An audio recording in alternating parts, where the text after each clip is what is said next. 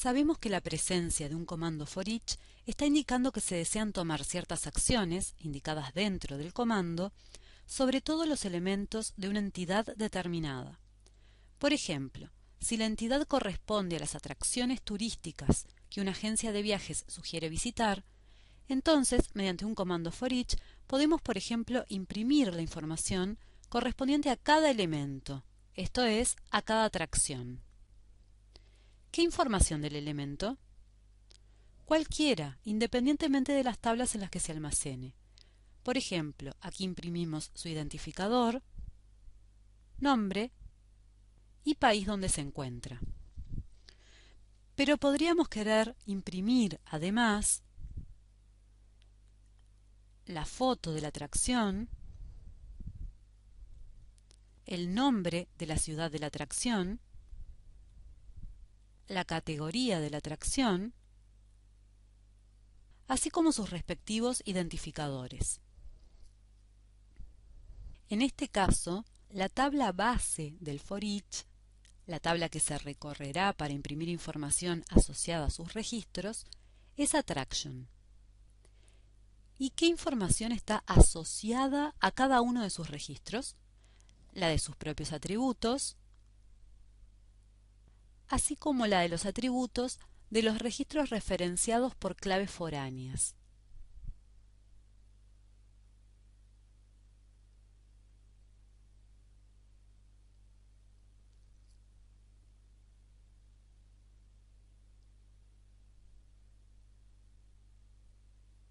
Es decir, los atributos de la tabla extendida. Si ahora el for each contiene únicamente este comando print, y cuando vamos a ver el contenido del print block, nos encontramos con los atributos country name y city name, ¿qué información es la que se imprimirá? Debemos encontrar cuál es la entidad con cuyos elementos queremos trabajar. En este caso, imprimir. Lo que es lo mismo que decir cuál es la tabla base del for each. Tendrá que ser country city. ¿Por qué? Porque los atributos que hay que imprimir son de esa tabla y de country que pertenece a su extendida. Es decir, que por cada elemento de esa tabla, listo el nombre, city name, y el nombre del país.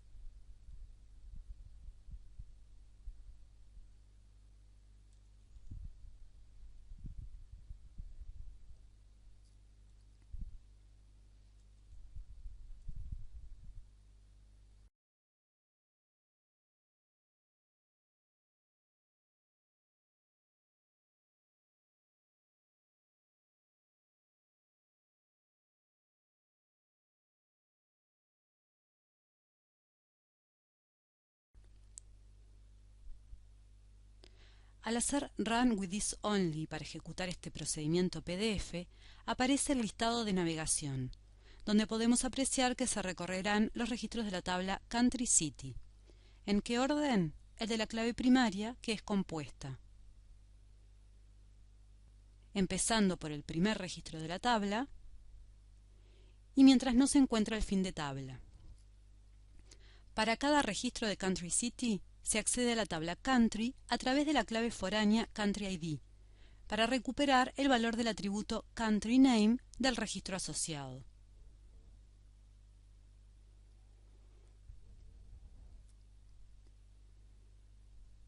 Es así que el listado nos quedó. Así, para determinar la tabla base, GeneXus extrae los atributos nombrados en el for each, encuentra las tablas en las que se hallan y toma como tabla base aquella cuya extendida los contiene. ¿Qué pasará si dentro del for each agregamos un atributo de attraction, como attraction name? Por ejemplo, dentro del print block. Ahora las tablas involucradas son attraction, country city y country. Por tanto, la tabla base pasará a ser attraction. ¿Qué significa? que lo que se listará no será países, sino atracciones turísticas, y el país y ciudad listados en cada caso serán los de la atracción, no los de la tabla Country City. Así, ejecutemos.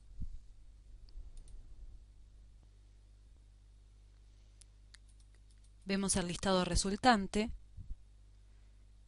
y en el listado de navegación nos está informando que la tabla base es Attraction, que será ordenada la recorrida por Attraction ID, clave primaria, recorriendo toda la tabla y accediendo tanto a Country, para recuperar Country Name, el país de la atracción, como a Country City, para recuperar City Name, siempre y cuando City ID tenga valor. Recordemos que habíamos especificado la posibilidad de dejar nulo el valor de ese atributo.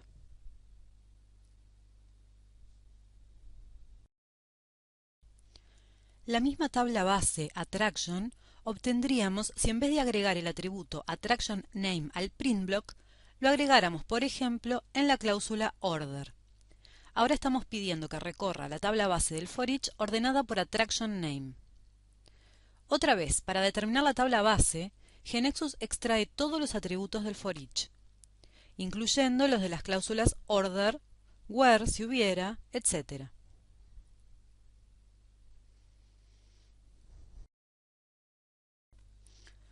Veamos el listado de navegación y el listado resultante.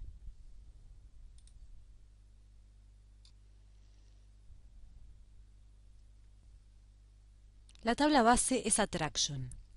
Ordenará por Attraction Name y para cada registro accederá a la tabla Country a través del valor de la clave foránea Country ID para recuperar el valor de Country Name. Lo mismo hará con Country City para recuperar el valor de City Name. En el PDF podemos ver que ahora se están imprimiendo solo el país y la ciudad de cada atracción. Para corroborarlo, agreguemos el nombre de la atracción en el listado.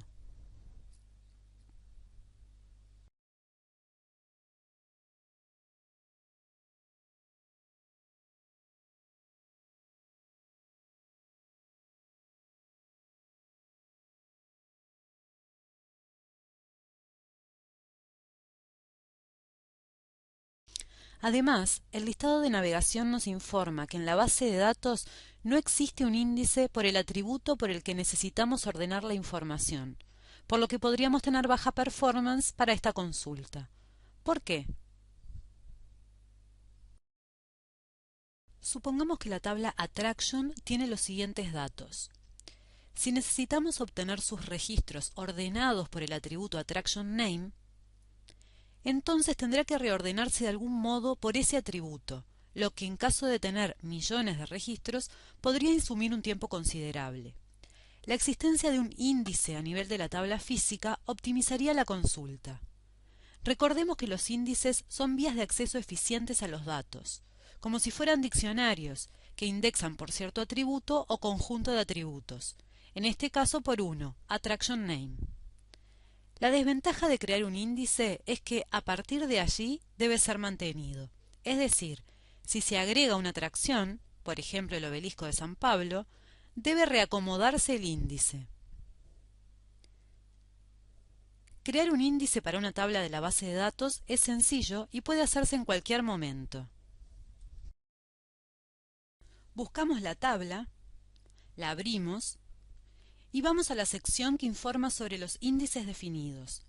Estos tres índices son los creados automáticamente por GeneXus a partir de las claves primaria y foráneas, para hacer eficientes los controles de integridad referencial. Creemos uno de usuario. Al dar Enter, aparece este nombre por defecto. Modifiquémoslo a nuestro gusto. Nuestro índice estará compuesto por el atributo Attraction Name, ordenado en sentido ascendente. Si los nombres de atracción no pueden repetirse, podemos controlarlo indicando que el índice sea unique y no duplicate.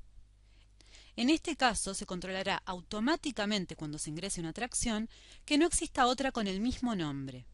En nuestro caso podrán repetirse, por ejemplo pensemos que cada país suele tener un obelisco, así que dejamos el valor duplicate.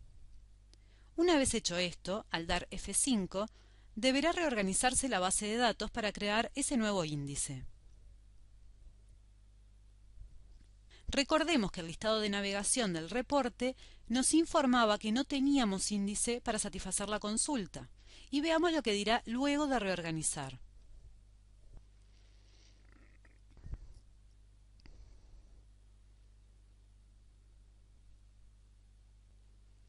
Nos informa que utilizará el índice que se acaba de crear.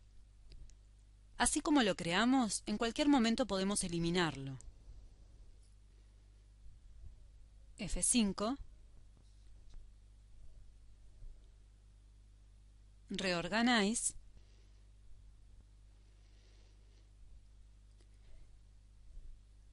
y el listado de navegación volverá a informarnos que no hay índice para satisfacer ese orden. Los sistemas manejadores de base de datos suelen guardar estadísticas de los datos y los accesos, que les dan cierta inteligencia para elegir el mejor plan de acceso en base a los atributos que participan en la consulta. Para estudiar mejor este tema, en base al generador que esté utilizando, le recomendamos buscar en nuestra documentación. Aquí nos alcanza con saber que si especificamos un orden y no existe índice creado, o se creará uno temporal que se utilizará para la consulta y luego se descartará, o el DBMS se encargará mediante alguna otra estrategia. ¿Cómo hacemos para pedirle que el orden sea descendente? Simplemente rodeando de paréntesis curvos al atributo. Ahora supongamos que lo que en verdad nos interesa es obtener un listado de las atracciones cuyos nombres estén alfabéticamente entre un par de valores recibidos por parámetro. Por ejemplo, entre la F y la N.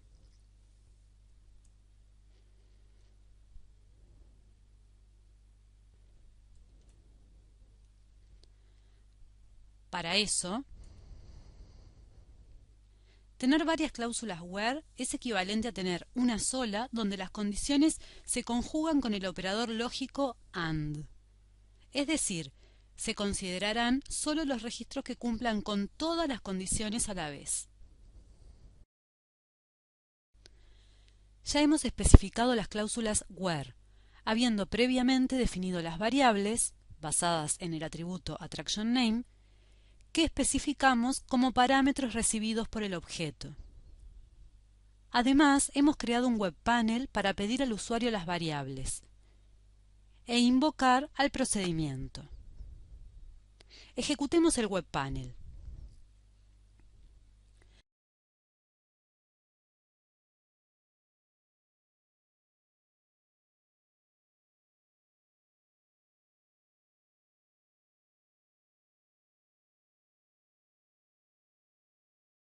El listado de navegación nos informa que al ordenar por AttractionName no será necesario recorrer toda la tabla base.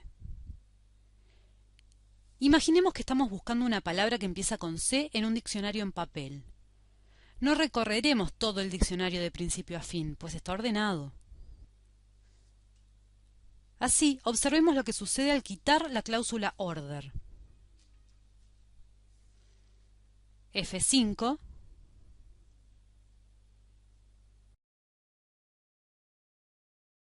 el listado arrojará el mismo resultado indudablemente, aunque ordenado distinto. Si vemos el listado de navegación, al no especificar criterio de ordenamiento, eligió como order el de la clave primaria. Y haciendo esto, tendrá que recorrer toda la tabla para quedarse con los registros que cumplen con las restricciones. El primer registro podría caer dentro del rango, y el último también. Este listado no está optimizado. A los efectos de determinar la tabla base, da igual que esté o no la cláusula order, dado que el atributo AttractionName aparecerá de todos modos en las cláusulas where. Pero no da igual a la hora de optimizar el listado, por lo que de ser posible se sugiere buscar ordenar por criterios compatibles con los filtros. ¿Qué resultado se obtendrá si las variables start y end están vacías? Si existiera una atracción con nombre vacío, será la única de vuelta, pues será la única que cumplirá ambas condiciones. En caso contrario, si dejamos vacíos los campos, ninguna atracción será listada. ¿Es posible condicionar los ordenamientos y los filtros para que solo se apliquen ante determinadas circunstancias? Por ejemplo, que solo se aplique el primer where cuando la variable start no esté vacía, y que solo se aplique el segundo where cuando la variable end no esté vacía.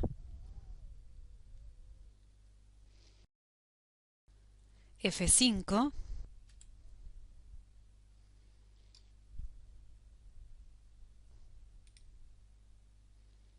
Al dejar ambos campos vacíos, no se aplicará ninguno de los where, y saldrán listadas todas las atracciones de la tabla. De la misma manera puede condicionarse la aplicación o no de un order. De hecho, puede especificarse una sucesión de órdenes condicionados de manera que el primero cuya condición se satisfaga sea el elegido. En lo que hace a la determinación de la tabla base del for each, los atributos de cláusulas order, así como de cláusulas where, sean o no condicionadas, participan como cualquier otro atributo. Pueden utilizarse para ordenar o filtrar tanto atributos de la tabla base, como en este caso, así como atributos de la tabla extendida. Podría filtrarse por country name, city name o category name, así como ordenarse por cualquiera de estos atributos. Si seguimos queriendo imprimir de las atracciones el país y ciudad, pero esta vez ordenados no por nombre de atracción, sino por nombre de país, ¿cómo hacemos para que GeneXus no elija como tabla base Country City, sino Attraction?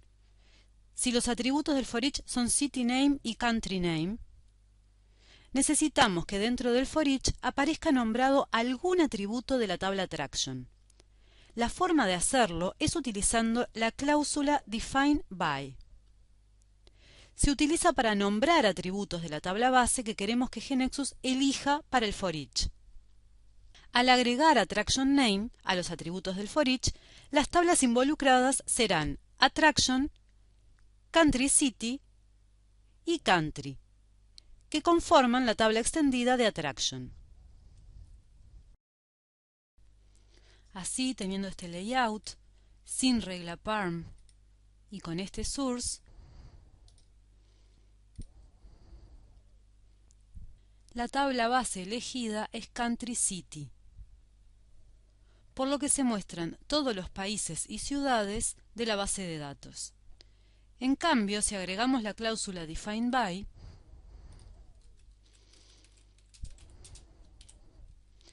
con un atributo de Attraction,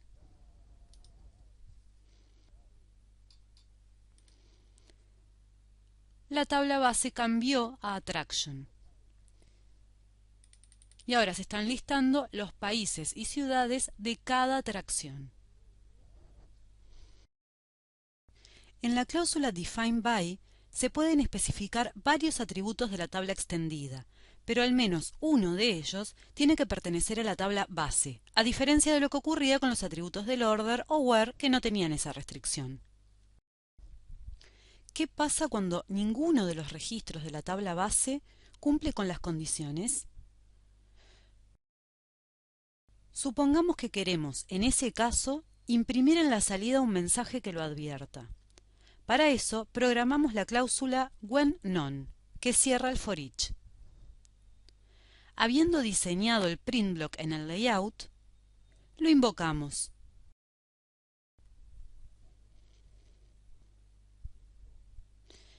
F5.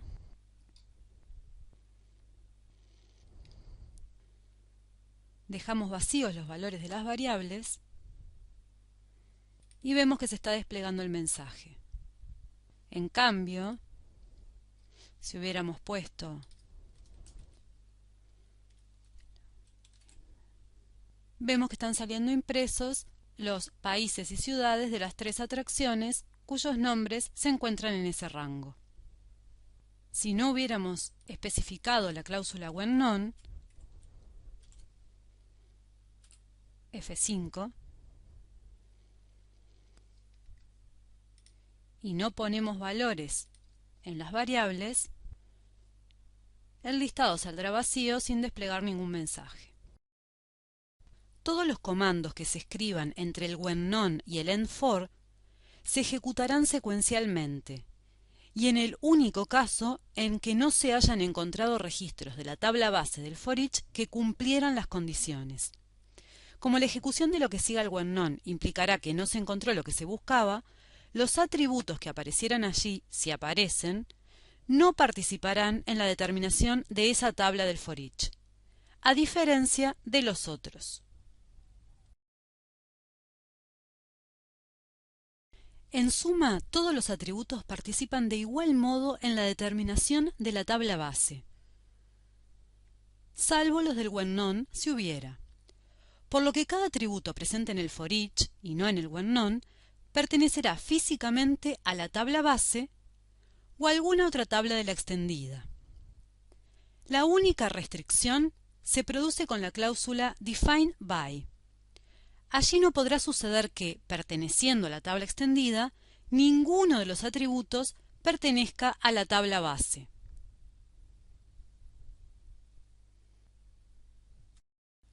El foreach acepta más cláusulas opcionales.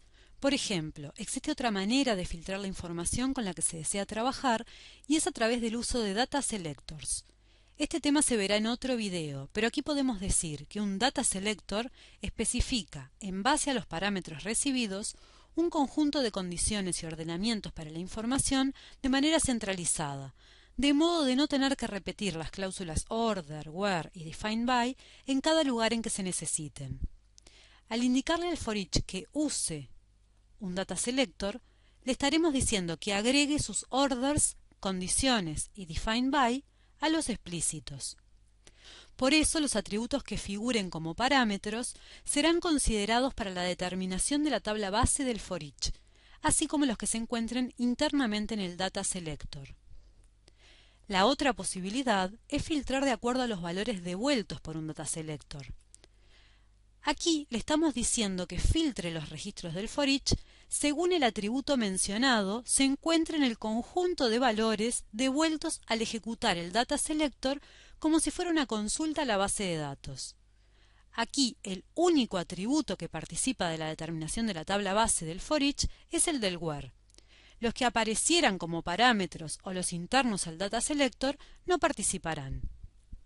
Otra cláusula opcional que se agrega cuando el comando foreach se está ejecutando dentro de un procedimiento para actualizar o eliminar registros de la base de datos es la cláusula blocking, que permite especificar que la actualización o eliminación se realice en bloques de n registros, reduciendo así los accesos a la base de datos. Cuando el foreach se encuentra dentro de un procedimiento y se está queriendo actualizar el valor de un atributo que no puede tener valores repetidos, por ejemplo, supongamos que AttractionName tiene definido un índice unique y se está ejecutando el foreach sobre el registro 1. Al intentar cambiar el valor AttractionName de ese registro para que asuma el valor Eiffel Tower, el índice unique indicará que ya existe un registro con ese valor y la actualización no se realizará. Pero si queremos tomar alguna acción ante ese caso, programamos la cláusula whenDuplicate. Los atributos que estén presentes en esta cláusula tampoco participarán de la determinación de la tabla base del foreach. El foreach puede utilizarse tanto en procedimientos como en eventos de otros objetos, en los que esté permitido consultar la base de datos. La misma lógica del foreach se encuentra en otras formas de consulta de la base de datos, como los grupos de data providers y los grids con tabla base.